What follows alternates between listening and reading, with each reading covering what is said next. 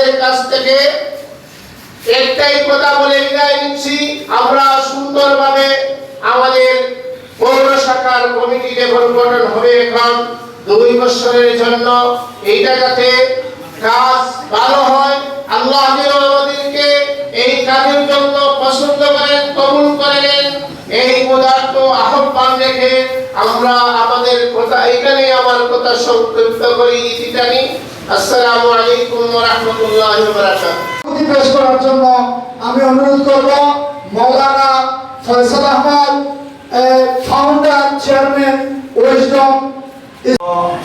অনেক মুরব্বী কেরাম, আপনাদের সবাইকে আমার পক্ষ থেকে আজকের এই নবীন সমাবেশে আন্তরিক অভিনন্দন ও মোবারকবাদ জানাচ্ছি। উপস্থিতি আসলে আমার জীবনের প্রথম এরকম কোনো কনফারেন্সে আসলে উপস্থিত হওয়ার অভিজ্ঞতা নাই। মুরব্বীরা আদেশ করেছেন, আলহামদুলিল্লাহ আপনাদের সামনে উপস্থিত হতে পেরেছি। আপনাদেরকে দেখে অনেক ভালো লাগতেছে। খেলাফত প্রতিষ্ঠার এই আন্দোলনে আমরা যাতে কম্বাইন চিন্তা করে আমরা যদি একসাথে এগিয়ে যেতে পারি, বাংলাদেশ খেলাফত মানুষের জন্য অনেক অনেক শুভকামনা।